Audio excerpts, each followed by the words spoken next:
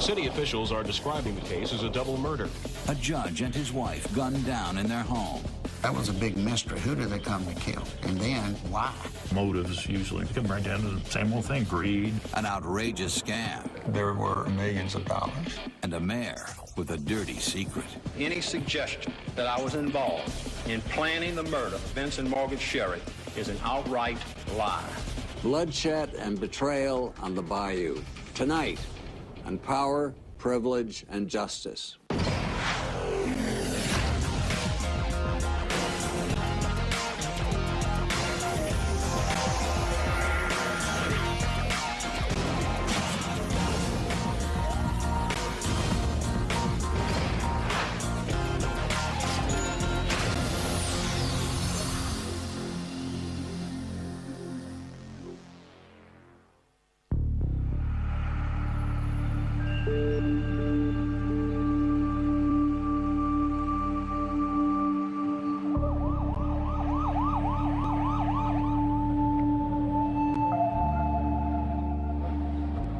In September of 1987, police in Biloxi, Mississippi are called out to the home of one of the city's most prominent political couples, Vincent and Margaret Sherry.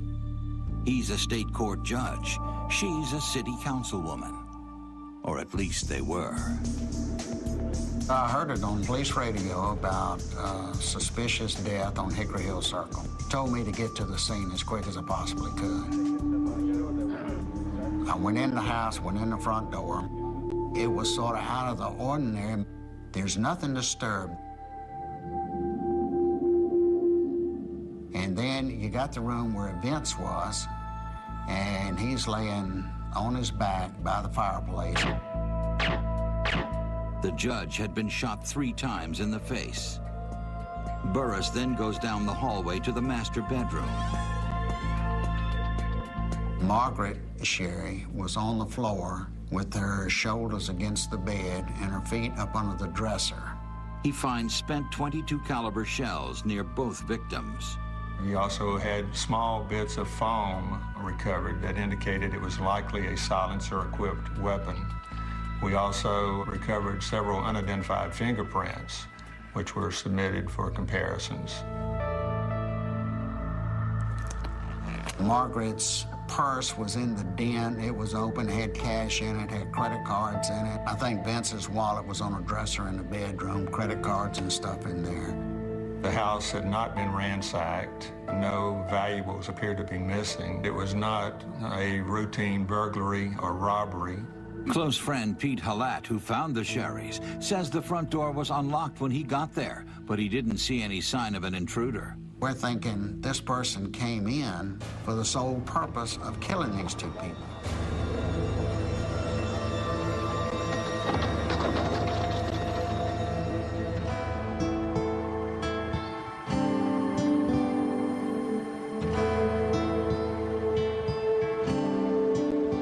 It's not every day in Mississippi, at least, and I don't think anywhere in the country, that a state circuit court judge and his city councilwoman wife are murdered execution style in what's obviously a contract murder.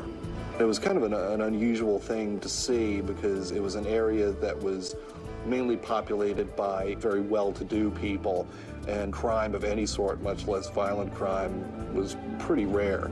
The murders of the Sherrys had a tremendous effect on the citizens in Biloxi and along the coast. Everyone was very concerned. They were fearful that someone else might be killed. Before Hurricane Katrina laid waste to the Gulf Coast of Mississippi, they called this area the playground of the South. But when it came to the Sherrys, someone was playing dirty.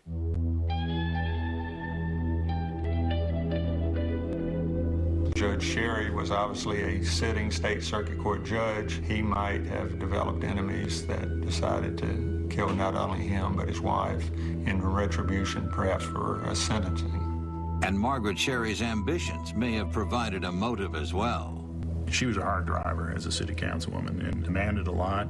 Another honest person wanted to have honesty in city government, and she was going to eventually run for mayor, and was going to make a lot of changes in the city.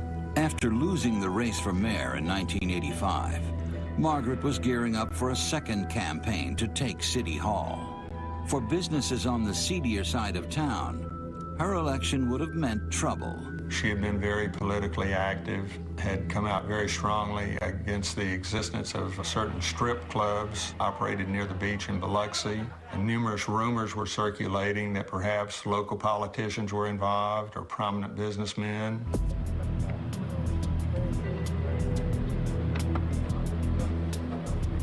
The police quickly realized they may be in over their heads. The brass, the higher-ups, wanted the case solved as quickly as possible. They did have outside departments coming in to help them, because I'm not sure how many professional hits Biloxi police had worked. When two people that well known can be, slaughtered like that inside their house, behind their closed door of their home, it's a story that everybody wants to see come to some conclusion.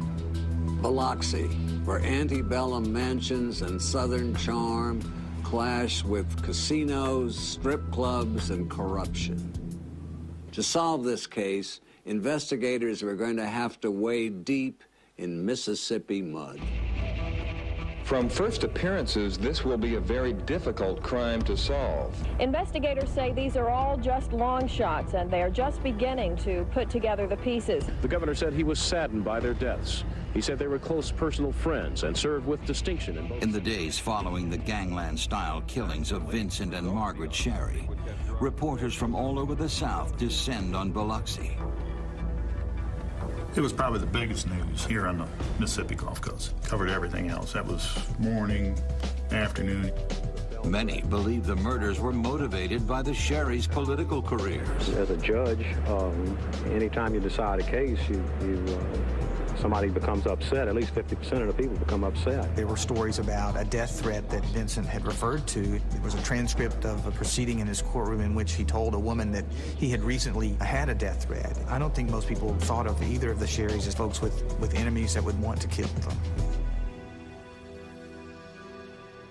Unfortunately, violence and politics have a long history in this country. To get to the bottom of who shot the Sherrys, investigators started at square one.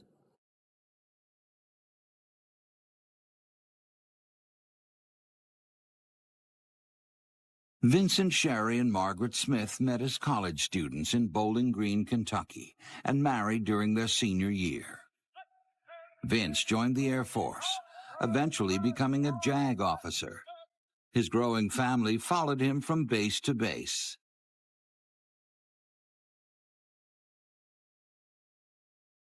Biloxi had been Margaret's favorite place to live along the way.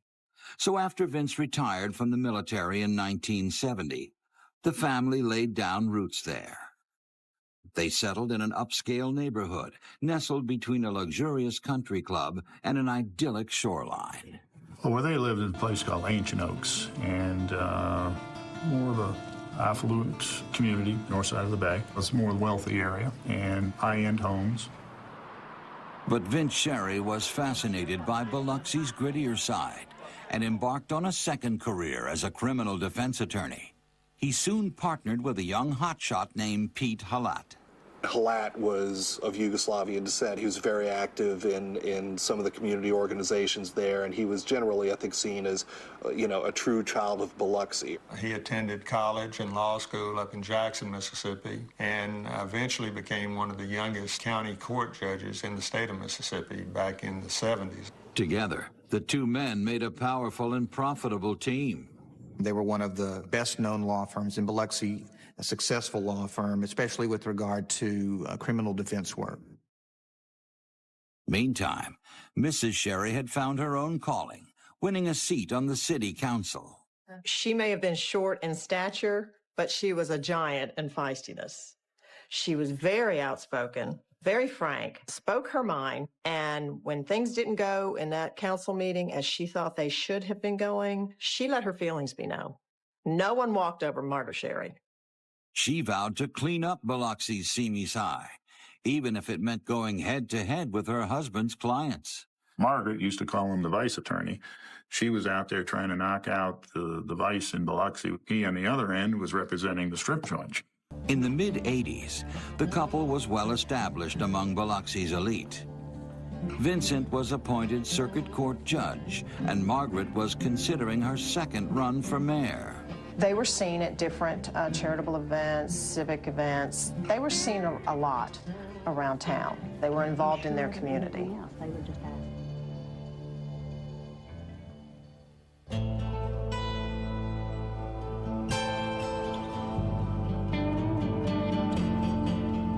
From small-time crooks to wealthy politicians, everyone in town knew the Sherrys. After their shocking murders, hundreds of people turned out to remember them. From the sidelines, investigators are watching. They had to wonder if the reason they were murdered had to do with their public lives somehow. Either the people that did it or certainly the reasons it happened were still right there. Though he wasn't slated to speak at the funeral, Pete Halat steps up to deliver a powerful speech. The eulogy really was obviously the most dramatic part of the funeral because here was Vincent Sherry's great friend and partner in the law practice talking about what Margaret Sherry's legacy should be and the idea of accountability in government. But the longer Halat wears on, the less it seems he's memorializing his friends, and the more it seems he's running for office. Now that's got to be the ultimate in tacky behavior, using a funeral to launch your political career.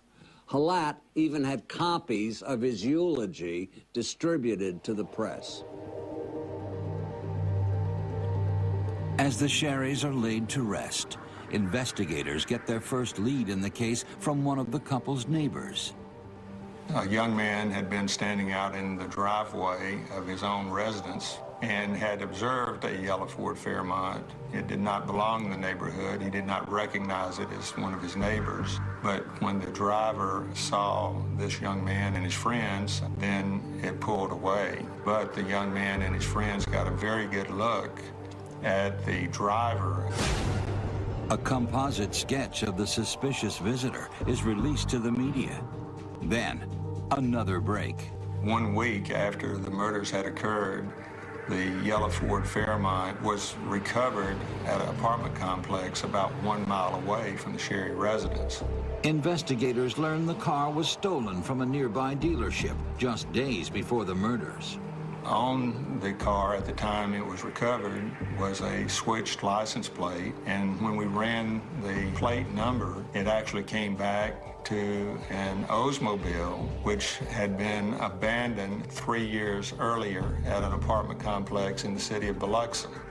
We knew if we could identify how that tag made it from the abandoned vehicle and was held for 3 years and placed on this vehicle driven by the hitman, that it could be very beneficial to us. Investigators tracked down the car's original owner, who tells him that he let a man named Lenny Sweatman have the car for parts. Police are familiar with the name. Sweatman's an ex-con with a lot of friends in low places. We knew from our knowledge base on criminals and the criminal element on the coast that if Lenny Sweatman was involved in something like this, then Mike Gillich would have been either leading the way or equally involved.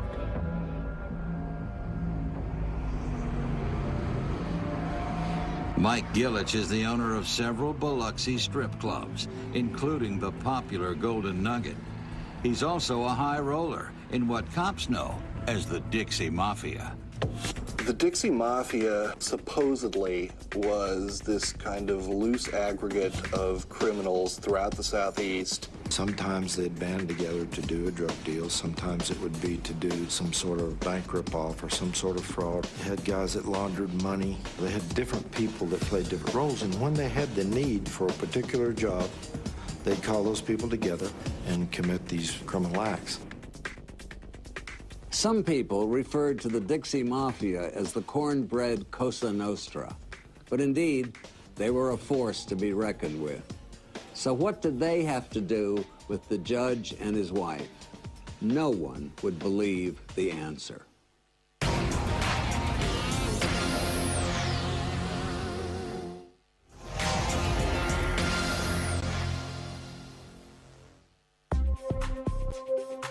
A week after Vince and Margaret Sherry were gunned down in an apparent contract hit, investigators start looking for any connection between the victims and an organized crime outfit known as the Dixie Mafia. Investigating Vince Sherry's old law firm, detectives turn up a lead. Pete Halat, Sherry's former partner, is actively representing a notorious Dixie Mafia kingpin named Kirksy McCord Nicks. He was a power player, but he had spent more time in jail than out. Phone records show Nicks had an unusual amount of contact with his attorney's office, especially for a guy with no chance at parole. They determined that there had been literally hundreds of telephone calls between the Halat Law Office and the Louisiana State Penitentiary at Angola, Louisiana. Investigators start connecting the dots. We knew that Gillich was also tight with Angola inmate Kirksy McCord Nicks. And of course, we had already known that Nicks was in constant telephonic contact with Pete Halat's law office in Biloxi. So all of a sudden you had a little circle developing here, and we went from Sweatman to Gillich to Nicks to Halat, and the investigation expanded out from there. When your friend gets whacked and you're up to your elbows in rotten clients, you better believe cops are going to ask questions. Most people would have run for cover. Pete Halat ran for mayor.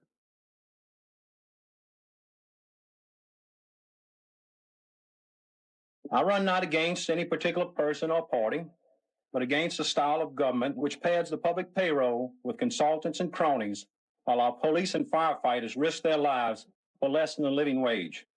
A style of government which announces grand plans and ends up with grand juries. Halat wins handily. Once he became mayor, of course, he started placing individuals that were friends and allies in key positions in the city, which of course affected the leadership at the Biloxi Police Department. With Halat at the helm, the unsolved Sherry murders are no longer a top priority, and the case grinds to a halt. And we've gone about as far as we can go. We're finally running this out. There's all the leads just about been run down by that time. There's no smoking guns, and we haven't gotten anywhere as far as making arrests on people.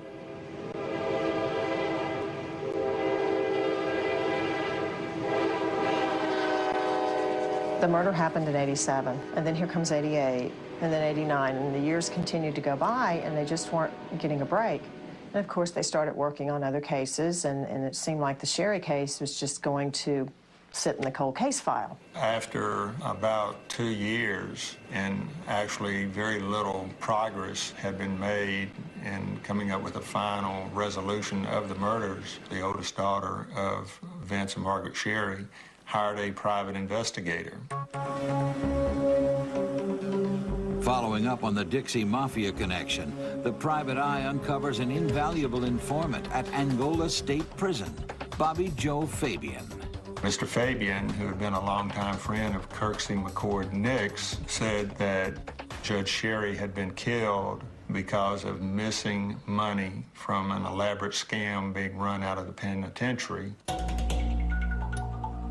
Fabian tells the PI that Nicks masterminded the scam in which Angola inmates placed hundreds of personal ads targeting homosexual men.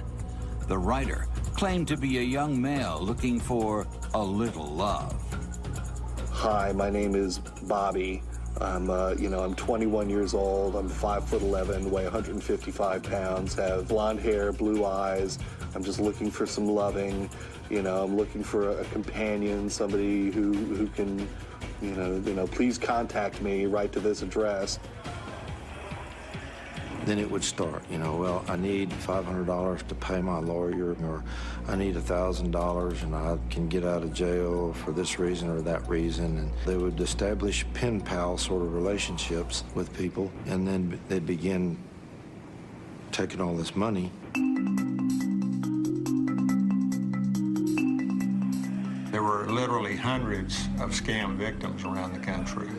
We're very confident that there were hundreds of thousands of dollars illegally collected from the scam, and perhaps into the millions of dollars. But more important to the investigators is where that money landed and who was protecting the purse. It would be picked up by friends and associates and relatives of the Angola inmates, collected, and much of it was delivered to Pete Halat's law office in Biloxi. It's a stunning allegation against Biloxi's mayor. But before investigators have a chance to follow up, Fabian decides to go public. Pete Halat was holding a large amount of money for 4 of us. You see, me, Kirksy, and someone else, you know.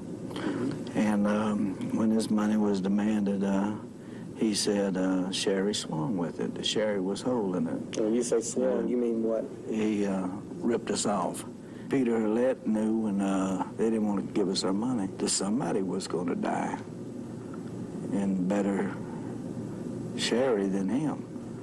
Sherry was killed because a hit was put on them by Peter Halat and Kirksy Nicks. From there, the case just exploded. I mean, Fabian named names and said, here is what happened. You have this sitting mayor who's now being accused of being part of this plot to murder his law partner and his law partner's wife. I mean, it was just wild. After 2 years without any new leads in the case, the stalled-out investigation gets a major jump start. Wind of rumors and whatnot last week that we were backing off the case. I'm telling you, we're not backing off the case. We're going to pursue the case until somebody is indicted for capital murder for the death of the Sherrys. Bobby Joe Fabian literally handed us this case on a silver platter. That information from Mr. Fabian is what enabled us actually to open a federal investigation on the Sherry murders. But Halat fights back.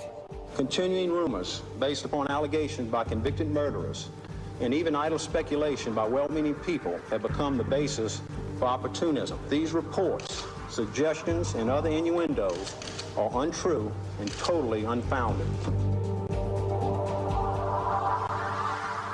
Instead of cutting ribbons and kissing babies, this mayor was now a suspect in one of the biggest scandals to hit the South.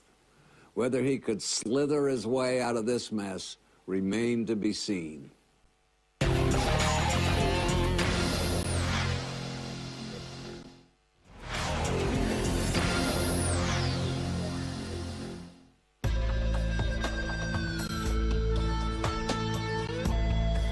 With Bobby Joe Fabian's tip, investigators are one step closer to connecting the Dixie Mafia to the murders of Vincent and Margaret Sherry. Zeroing in on the Halat Sherry law office, they uncover a new player in the scheme. Sherry LaRae Sharp was the longtime girlfriend of Kirksy McCord Nicks. Mr. Nicks arranged for Ms. Sharp to work directly in Pete Halat's law office in Biloxi. The 36-year-old blonde was apparently employed as a paralegal, but there was more. We obtained subpoenas and did locate where Pete Halat and LaRae Sharp had jointly rented a safe deposit box at a local Biloxi bank. How in the world did Sherry LaRae Sharp end up with paralegal credentials? Unless they were teaching Law 101 at the Arkansas Bordello where she grew up. Something very fishy had to be going on.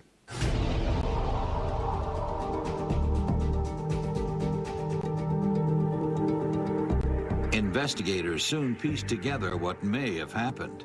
Some of that money went missing. Kirksy Nicks found out about it, said that I'm going to whack whoever stole my money. Pete Halat, one way or another, communicated either through commission or omission that Vincent Sherry may well have taken the money. To the Dixie Mafia, this would have been a crime punishable by death. Somebody needed a hit done or whatever. They put the word out. Gillich was considered the central sort of figure. He could get done pretty much whatever you needed done. Meanwhile, Meanwhile, Fabian's TV interview generates a tip that links known Dixie Mafia hitman John Ransom to the case. We eventually learned that Mr. Ransom traveled to Biloxi on 2 occasions in early 1987 and met with an individual, a white male named Pete, to discuss the Sherry murders. In May of 1991, a grand jury hands investigators some good news.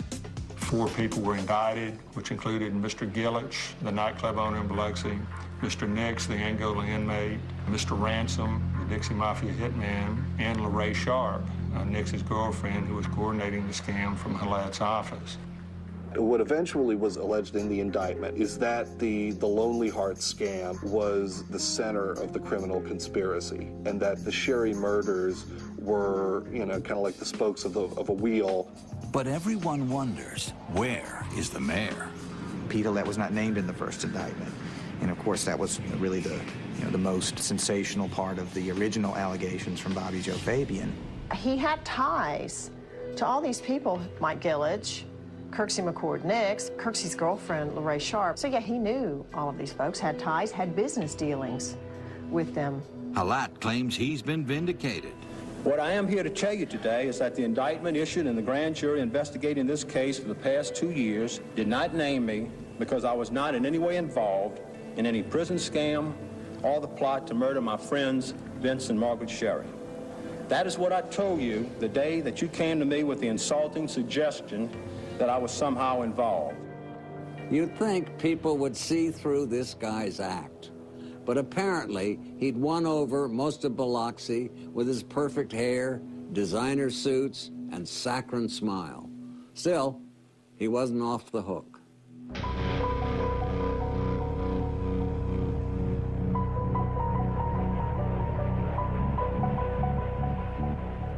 The Sherry murders were at the forefront with all of us. That's what the whole case was about. It had to do with the fraud, the scam, the interstate travel. It had to do with the conspiracy theory around the murder itself. The trial for a while clearly did not focus on the 4 people who were sitting on the defense table.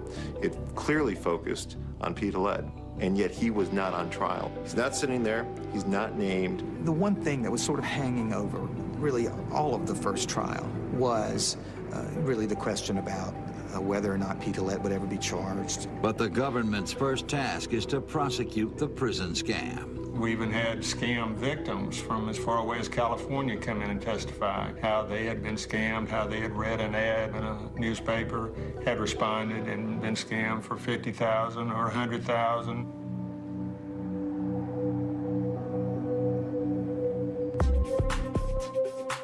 A litany of sketchy witnesses take the stand.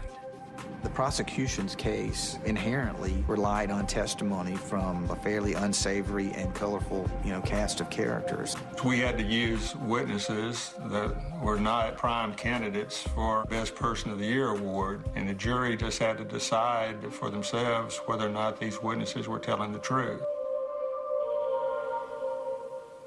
The prosecutor's stellar lineup included a counterfeiter, a hitman, a bank robber, drug dealers, and prostitutes.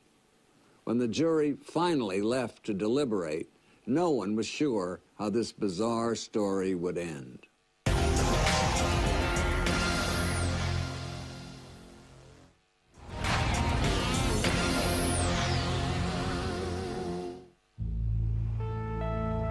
After a few days of deliberation, the jury finds Kirksy Nicks, Lorraine Sharp, Mike Gillich, and John Ransom guilty of conspiracy and wire fraud.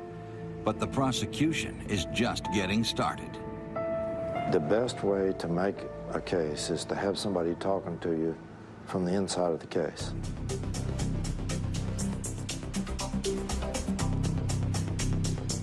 Only a few key criminal insiders knew the whole story of how the murders went down, who actually pulled the trigger on the Sherrys, and why, for that matter. Investigators place their bets on Mike Gillich. For his role in the scams, he gets the max sentence, 15 years in prison. Gillich, even at the time, was not a young man. At some point, I think he just got the idea that if I don't make this deal, I might very well spend every single one of my final days in a federal prison. When you slam that jailhouse door on somebody, I don't care how mean and tough and big and bad they are, that sound sometimes changes a fellow's mind.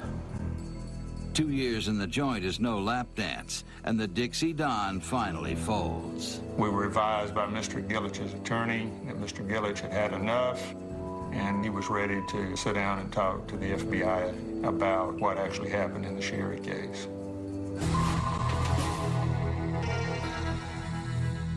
The first thing investigators want to know is the trigger man's identity. He told us the hitman was a man named Thomas Holcomb. Holcomb, an ex-con and part-time carnival worker from Texas, was the only person they could find who was dumb enough to take the job. I said, but yes, what can we corroborate regarding him? And he said, I recall on the night of the Sherry murders, he decided he wanted to test fire the .22 caliber pistol. Gillich directs them to a run-down Biloxi home. I recall getting a flashlight and crawling up under that house. What Mr. Gillich had told me appeared to be correct. There were bullet holes in the floor, and it had been there 6 years. Feds now have the shooter in their sights, but they're still angling for their big fish. As the case developed, of course, we were continuing our attempts to come up with proof and additional information that Pete Halat was involved not only in the scams, but in the murders of the Sherrys. Gillich tells them Nicks summoned Halat to Angola some months before the murders. Imagine walking into a prison cell and having to answer to a mobbed-up killer like Kirksy Nicks. Someone had to pay for the missing money, and it wasn't going to be Halat. Kirksy McCord Nicks didn't just decide one day that Vince Sherry took his money, because there's no way he could have known that. Shortly after delivering this false story implicating Judge Sherry and taking the money, Mr. Halat returned to Biloxi and went to the bank where he had his safe deposit box, closed that original safe deposit box, opened a new safe deposit box with a very similar number assigned to it, and added Vince Sherry's name onto that box.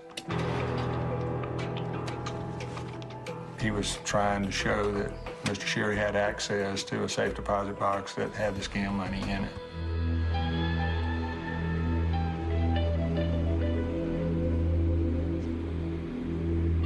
On October 23rd, 1996, almost a decade after the Sherry murders, Pete Halat is indicted. Oh, the community was in an uproar because now it named Pete Halat as a defendant. He's there in black and white with those other defendants. Halat is charged with conspiracy to commit murder, along with Kirksy McCord Nicks, Thomas Holcomb, and LaRae Sharp.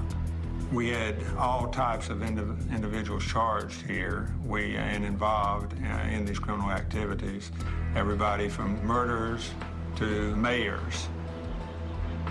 Halat rails against his accusers. To suggest that my representation of an inmate in Angola would connect me to a case involving my best and dearest friend is just preposterous. Just preposterous.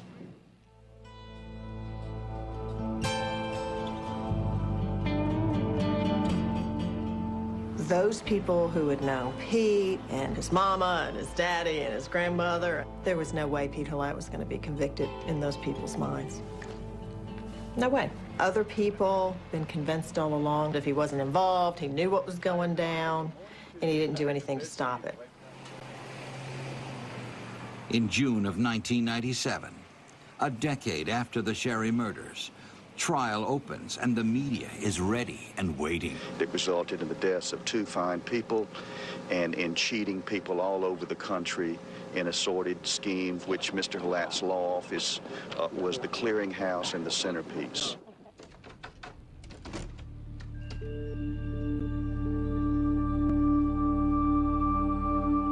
The government's case is similar to the first trial, only this time, Pete Halat is front and center. Prosecutors tell jurors the defendant had to know about the scam. We developed several sources who admitted delivering money to the Halat law firm. It was often turned over to LaRae Sharp. It's my recollection that on at least one or two occasions, money was actually handed to Pete Halat. But records reveal Halat played more than just banker. When he certified LaRae Sharp as a paralegal, he gave her carte blanche at Angola. It allowed her to use the legal mail to send scam letters in and out. It allowed legal telephone calls that were not monitored by prison authorities. So it gave her a lot of leeway. The room falls silent when Mike Gillich takes the stand and tells the jury that Halat had a big-time role in both the scam and the murders. The guy who had been kind of at the center of, of most of the city's criminal enterprise for a good stretch was now turning tail and essentially working for the cops, and that the bad guy in this case was the guy who had been mayor. It was just a very interesting reversal there.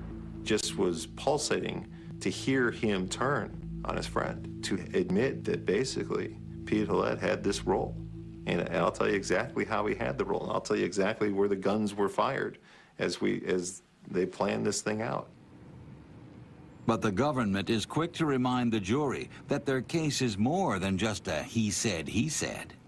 It's letting LaRae Sharp operate out of his office. It's the hundreds and hundreds of phone calls into and out of his office having to do with this. It's the keeping the bad guy's money. I hate to say the proof's in the pudding, but Vince Sherry was dead. Margaret Sherry was dead. All this conversation back and forth, all these relationships went to show that when the finger was pointed, I didn't do it, he did it. The defense tells jurors that the Dixie Mafia witnesses are not to be trusted, that they'd do anything to save their own skins.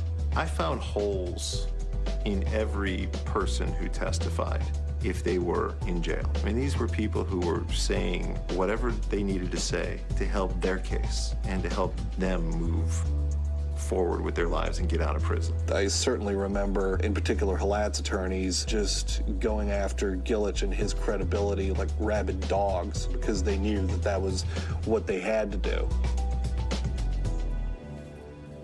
But there's one witness the defense will have a harder time discrediting. In 1987, Charles Legier was a young attorney at Halat and Sherry's law office. Mr. Halat told him that he wanted to go out and check on Judge Sherry, but he didn't want to go alone. He wanted Mr. Legier to go with him. When they got to the residence, Mr. Halat briefly entered the front door and immediately observed the body of Judge Sherry on the floor in the den. According to Mr. Legier, Mr. Halat immediately exited the residence and made the statement, something to the effect, Vince and Margaret are dead.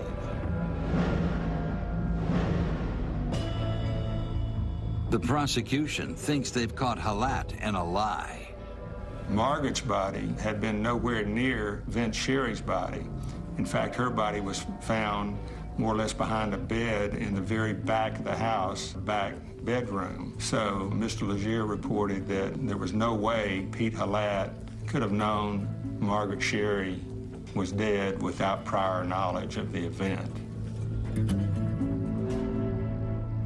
When it was the defense's turn, Halat's lawyers realized they had little to work with. They only called 2 witnesses. Their whole case took less time than the lunch recess. The courtroom gallery was divided, the city was split, but what the jury thought was anyone's guess. 1 week after closing arguments in the Sherry murder trial, the jury reaches a verdict. From what I remember, the courtroom was crowded. Here's Pete Halat sitting at the same table with Thomas Holcomb and LaRae Sharp and Kirksy Nicks. You just knew in his mind, he knew he didn't belong here. And he wondered, how in the world did I put myself in this position? But the jury sends Halat a reality check. They find him guilty on charges that he lied and concealed records of the scam. A day later, they deliver another blow. All defendants, including Halat, are found guilty of conspiracy. Most of the courtroom was shocked when all of them were found guilty. Pete Halat's face just drained.